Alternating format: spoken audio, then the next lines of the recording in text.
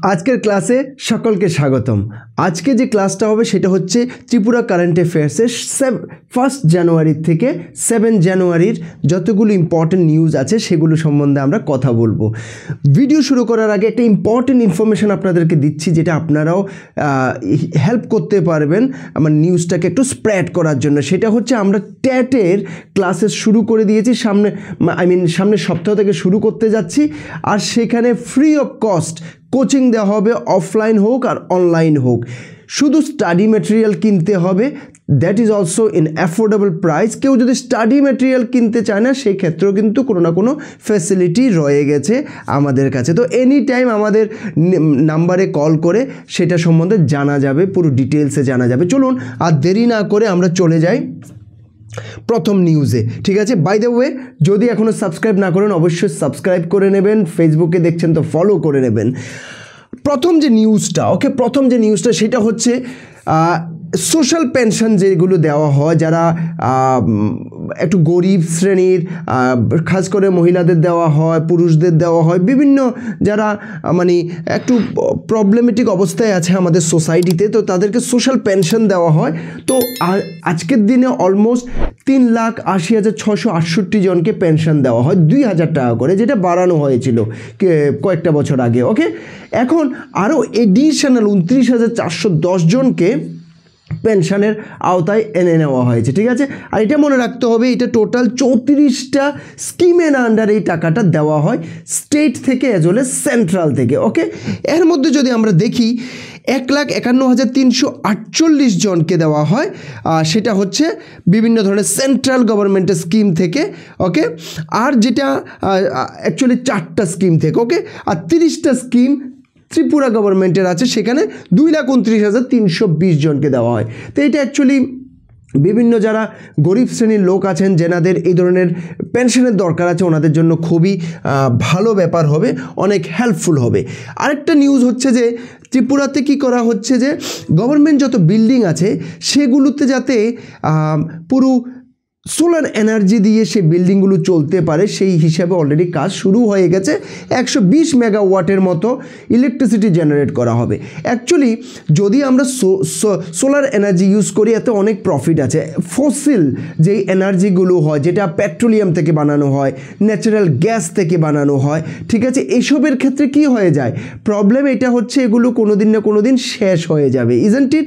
কোল থেকে বানানো হয়, ইজন্ট ইট? তো এগুলো যে কোনোদিন না কোনোদিন শেষ হবে, সেটা আমাদের সোসাইটির জন্য বহু ডেঞ্জারাস। আর সেটার জন্য আমরা ধীরে ধীরে নন ফসিল যত এনার্জি আছে, কি হতে পারে, উইন্ড হতে পারে, হাইড্রো পাওয়ার হতে পারে, সোলার পাওয়ার হতে পারে, এগুলোর দিকে কিন্তু আমরা ধীরে ধীরে চলে যাওয়া দরকার, যদি আমরা একটা সাস্টেইনেবল ওয়ার্ল্ড বানাতে চাই। আরেকটা হচ্ছে ইলেকট্রিসিটি তো মাস্ট, যে কোনো দেশের উন্নতির জন্য ইলেকট্রিসিটি মাস্ট। ইলেকট্রিসিটি ছাড়া উন্নতি একদম বন্ধ হয়ে যাবে। সেই জায়গাতে আমাদেরকে কিন্তু এই জিনিসটার প্রতি প্রচণ্ড ধ্যান দিতে হবে। আরেকটা ইম্পর্টেন্ট নিউজ হচ্ছে TTADC নতুন লোগো বানিয়েছেন। এই যে লোগোটাতে আপনারা দেখতে পারেন, লোগো লঞ্চ করেছেন 4 জানুয়ারিতে। এই লোগোতে আপনারা দেখতে পারেন এই যে রিসা, যে আমাদের যে ট্রেডিশনাল একটা পোশাক আছে, সেই রিসার কিন্তু যে ডিজাইনটা আছে সেটা এখানে আসছে। আরেকটা ইম্পর্টেন্ট জিনিস হচ্ছে এই যে ওভারঅল যদি পিকচারটা দেখেন, সেখানে বোঝা যাবে যে পাহাড়, পর্বত, জল, যেইভাবে আমাদের TTADC যে এরিয়াগুলো আছে সেগুলো যেইভাবে সেখানের যে বাতাবরণটা যে ধরনের, সেই ধরনের কিন্তু এটাকে বানানো হয়েছে। আর TTADC কখন গঠিত হয়েছিল? 1982-তে গঠিত হয়েছিল। 70% লোক কিন্তু 70% এরিয়া কিন্তু সেই TTADCর আন্ডারে। ওকে, তো আমরা যদি নেক্সট একটা নিউজে আসি, খুবই ভালো নিউজ ত্রিপুরার জন্য। দীপা কর্মকার, উনি হচ্ছেন প্রথম জিমন্যাস্ট যিনি অলিম্পিকে ভাগ নিয়েছিলেন ইন্ডিয়া থেকে, বিশাল বড় ব্যাপার। আর ভোল্ট যেই জিমন্যাস্টের যে ক্যাটাগরিটা আছে, সেখানে কিন্তু উনি 4th পজিশনে এসেছিলেন। এরপরেই কিন্তু ইভেন ওনার যে কোচ আছেন মিস্টার বিশ্বেশ্বর নন্দী, উনিও কিন্তু দ্রোণাচার্য অ্যাওয়ার্ড বাগারা পেয়েছেন। তো অনেক কিছু, উনি ফেমাস পার্সোনালিটি আমাদের ইন্ডিয়ার হিসাবে। তো ওনার যে কোনো কারণে 8 বছরের গ্যাপ গেছে, সেই গ্যাপের পর এখন রিসেন্ট যে চ্যাম্পিয়নশিপ হয়েছে, okay, senior artistic gymnastic national championship, সেখানে তিনটা উনি মেডেল জিতেছেন। এর মধ্যে অল অ্যারাউন্ডে উনি গোল্ড জিতেছেন আর 2টো সিলভার জিতেছেন। একটা হচ্ছে ভল্ট রাউন্ডে আর একটা হচ্ছে আনইভেন বার্স রাউন্ডে, ঠিক আছে। তো এটা ত্রিপুরার জন্য কিন্তু খুবই ভালো খবর। নেক্সট যদি বলি, এটা খুবই ইন্টারেস্টিং খবর and really very much motivating. যারা স্কাল্পচার মানে বিভিন্ন ধরনের স্কাল্পচারে কাজ করেন, ওদের জন্য তো অনেক বেশি মোটিভেটিং কাজ খবরটা, ঠিক আছে। তো সেটা হচ্ছে প্রায় 45 দিনের ওয়ার্কশপ চলছিল। কোথায় চলছিল সেটা? আমাদের যে নজরুল কলাক্ষেত্র আছে সেখানে। তো সেখানে আমাদের ministry of state miss Meenakshi লেখি উনি এসেছিলেন, আর সেখানে উনি ডিক্লেয়ার করেছেন, সেখানে অ্যাকচুয়ালি টোটাল 50টার মতো স্কাল্পচার বানানো হয়েছিল। সেখান থেকে কিছু স্কাল্পচারকে ওনারা কোথায় নিয়ে যাবেন? বারাণসীতে নিয়ে যাবেন, ওকে। বারাণসী শহরে সেখানে বিভিন্ন প্রান্তে যেখানে পপুলেশন হিউজ সেখানে ইউজ করা হবে। এতে ত্রিপুরার কি লাভ, ঠিক কি না? ত্রিপুরার লাভ আছে।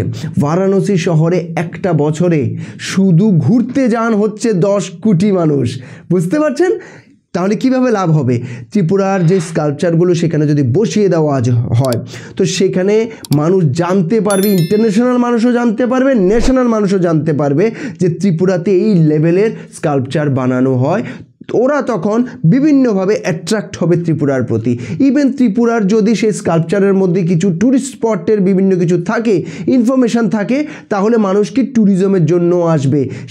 সেটা ছবি মুড়া হোক, আর সেটা ঊনকোটি হোক, আর সেটা মাতাবাড়ি হোক, সেটার কিন্তু ভিজিটের জন্য মানুষ আসাটা বেড়ে যাবে। তো ওভারঅল কিন্তু ধীরে ধীরে, এটা একদিনে হবে না, ওভার দ্য ইয়ার্স কিন্তু ত্রিপুরার দিকে মানুষ অ্যাট্রাক্টেড হবে, ঠিক আছে। তো আমরা যদি এখন কিছু এমসিকিউর কথা বলি, এমসিকিউগুলো একটু ডিসকাশন করে নিই, কুইকলি যাব। একটা হচ্ছে নিচের কোনটা ফসিল ফুয়েল নয়, ওকে।